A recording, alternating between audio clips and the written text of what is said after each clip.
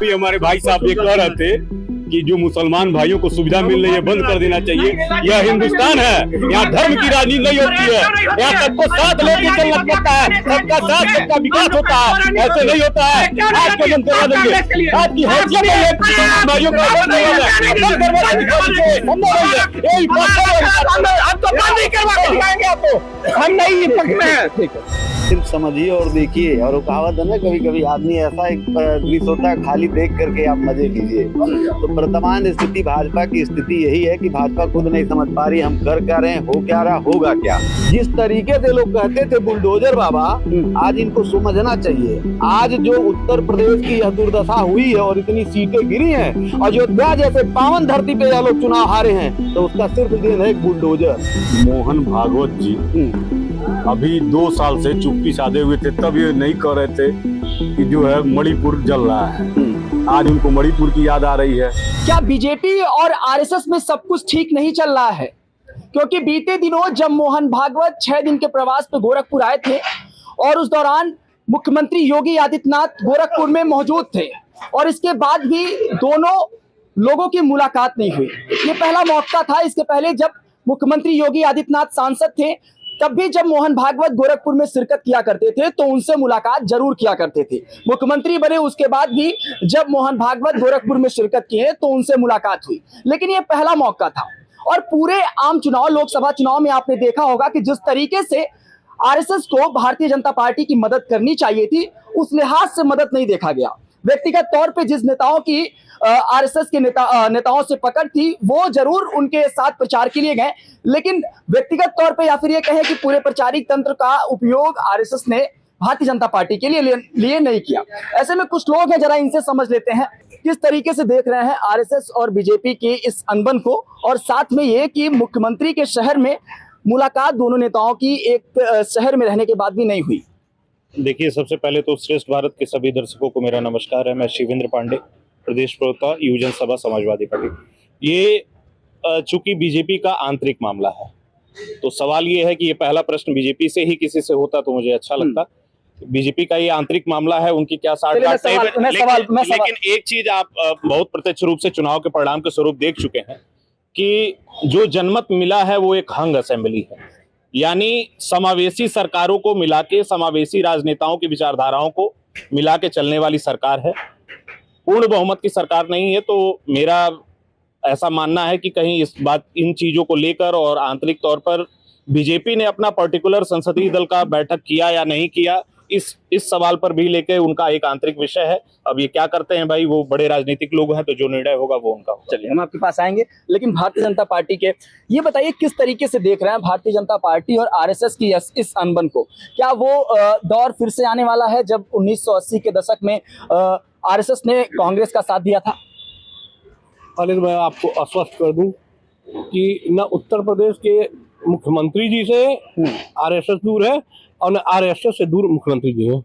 मेरा बस ये कहना है कि प्रधानमंत्री जी का कार्यक्रम बनारस में लगा था, मुख्यमंत्री जी वहां व्यस्त थे, वहां से आए गोरखपुर अपने कार्यकर्ताओं से सबसे मिले, भोज हुआ, सारे लोग मिले, वहां इकट्ठा हुए, वहां पे ये चर्चाएं हुई कि चुनाव के में जो हो सकता कई कार्यक्रम लगाओ, लेकिन कल वो बनारस गए मुख्यमंत्री जी यहाँ से, ठीक ना। और आपको बता दूं कि उनकी माताजी का तबीयत खराब हुआ था, वो वहाँ पे भर्ती है। वहाँ पे भी माँ बेटे का संबंध भी ऐसा होता है जहाँ जाना पड़ता है, न चाह के भी जाना पड़ता है। तो ये उत्तर प्रदेश को छोड़ के माँ बेटे के संबंध को कोई दूर नहीं कर सकता। सिर्फ समझिए और देखिए। और वो कहावत है ना, कभी कभी आदमी ऐसा एक दृश्य होता है, खाली देख करके आप मजे लीजिए। तो वर्तमान स्थिति भाजपा की स्थिति यही है कि भाजपा खुद नहीं समझ पा रही हम कर क्या रहे हैं, हो क्या रहा, होगा क्या। सारे पार्टियों का एक संविधान है और एक बोर्ड कमेटी होती है, एक सांसदीय कमेटी होती है, चाहे वो मुख्यमंत्री चुनना हो, चाहे वो प्रधानमंत्री चुनना हो, भले वो फॉर्मेलिटी ही करें, लेकिन उसकी बैठक होती है। लेकिन माननीय प्रधानमंत्री जी ने शायद वो अभी बैठक नहीं की जो चर्चा है आम, और अभी तक संसदीय दल की बैठक नहीं दिखाई दी। भाई माना यहाँ तो ये जाता था कि किसी को टिकट देंगे मोदी और योगी, प्रत्याशी तो मानते ही नहीं है लोग। भाई प्रत्याशी अगर माने होते तो ये गोरखपुर का दुर्भाग्य थोड़ी ना होता कि रवि किशन 2 बार सांसद होते, ये गोरखपुर के जितने विधानसभा में जो विधायक हैं, ये दुर्भाग्य है गोरखपुर का। कोई एक नेता बता दीजिए जो विधानसभा में चुन करके गया हो किसी में।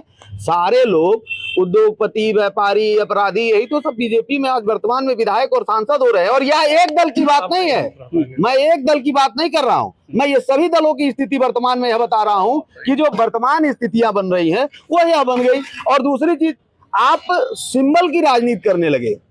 इनको तो ये लगा कि कमल को हम दिए, कमल को लोग वोट देंगे। जो इन्होंने ओवर कॉन्फिडेंस में ही नहीं, देखिए वर्तमान में आज जिस तरीके से लोग कहते थे बुलडोजर बाबा, आज इनको समझना चाहिए। आज जो उत्तर प्रदेश की यह दुर्दशा हुई है और इतनी सीटें गिरी हैं, अयोध्या जैसे पावन धरती पे यह लोग चुनाव हारे हैं, तो उसका सिर्फ देन है एक बुलडोजर।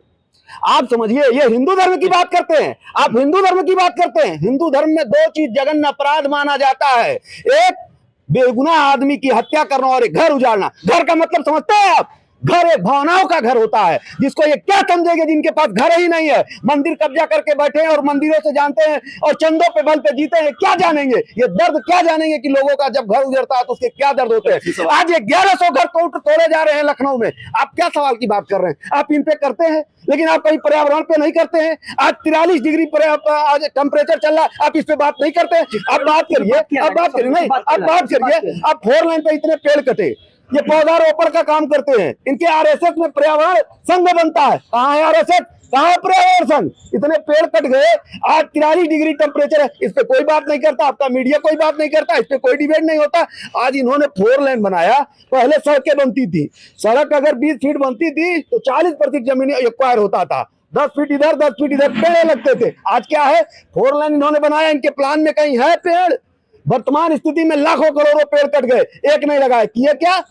अखिलेश यादव आए तो रिकॉर्ड बनाए, अब ये आए तो वर्ल्ड रिकॉर्ड बनाए। कहाँ गए पेड़, कहाँ गए पेड़? पूछे इनसे जाके। आप पूछ नहीं सकते, पूछेंगे FIR हो जाएगा। अभी आप बोल रहे थे जिस मुद्दे पे कि जोगी जी को हटाया जाएगा, किस लिए जोगी जी को हटाएंगे? आप तो चुनाव लड़े हैं मोदी जी के नाम पे। कहीं भी किसी सत्ता पर, किसी भी सत्ता पर, भारतीय जनता पार्टी की पुरानी चीज है ना कि अगर सफलता मिलती है तो मोदी जी को आगे कर देते हैं। मोदी, अभी ट्रेन एक्सीडेंट हुआ, हर ट्रेन का अगर नहीं चलती है तो फीता काटने पहले जाते हैं। एक्सीडेंट में मोदी जी नहीं गए हैं। और चुनाव जो 24 का चुनाव हुआ है मोदी जी के नाम पे हुआ है, और इसमें मोदी जी हारे हैं, उनका कोई भी और नेता जोगी नहीं हारे हैं। भगवान का आहार घमंड है। इन्होंने घमंड किया, उंगली पकड़ के कहे जो मैं राम को लाया हूं। मेरी हैसियत तो नहीं है कि मैं राम को ले आया हूं। राम को वशिष्ठ ऋषि लाए थे, उनके साथ श्रृंगी ऋषि थे। मतलब राम वाला मुद्दा उल्टा पड़ गया, उल्टा पड़ गया। लोगों में ये घमंड आ गया कि अपने आप को भगवान से घोषित कर दिए हैं। उसके बाद महंगाई पे कंट्रोल नहीं कर पाए, तो महंगाई पे कंट्रोल नहीं किया। उसके बाद नड्डा साहब ने बोल दिया कि ये भगवान है। मोहन भागवत जी अभी 2 साल से चुप्पी साधे हुए थे, तब ये नहीं कह रहे थे कि जो है मणिपुर जल रहा है। आज उनको मणिपुर की याद आ रही है। 2 साल पहले सो रहे थे क्या?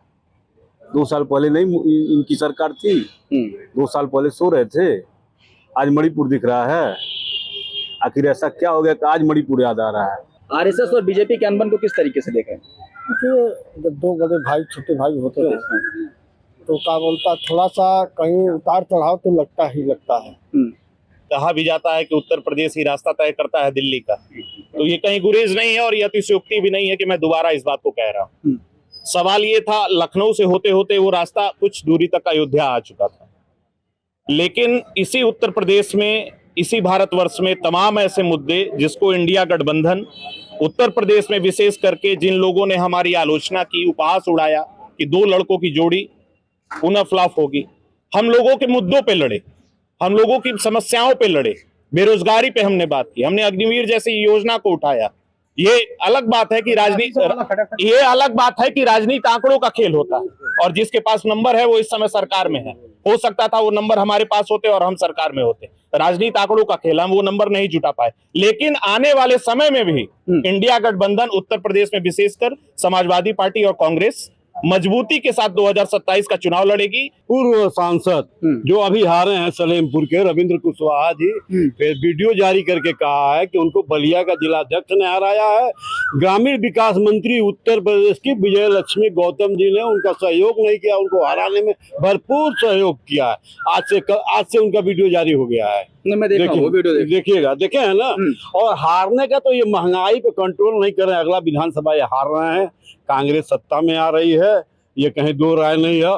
ठिकरा ये जोगी पे फोड़ सकते हैं, जोगी की कोई गलती नहीं है, गलती है मोदी को। कह रहा हूँ कि योगी जी कल्पना करिए, ठीक है, कल्पना ही नहीं हो सकता, ये कल्पना ही नहीं हो सकती। कल्पना जिसको करना है वो करे। मैं कह रहा हूँ कल्पना नहीं हो सकती भैया। आप ऐसे कल्पना तो आप लोग कह रहे थे 400 पार हो जाएगा, कल्पना से परे कुछ चीजें फेल होने वाले अपने आप को पास बता रहे हैं, हम पास होके फेल बताए। आप बताइए ना, हम पास है, उसके बाद भी हमको आप फेल जो हो गए हैं वो लोग पी रहे हैं कि हम जीत गए। अरे आप जीतिए तब बताइए ना। चेहरा बदल दिए होते तो इतनी शर्मनाक हार बीजेपी की नहीं होती। गडकरी को ले दिए होते या योगी को ला दिए होते। अगर मोदी जी के पूरे देश में कार्यक्रम लगे तो योगी आदित्यनाथ जी के भी कार्यक्रम लगे। और उत्तर प्रदेश में अगर ये हार हुई है तो निश्चित रूप से इसका पूर्णतः जिम्मेदार माननीय मुख्यमंत्री योगी आदित्यनाथ हैं।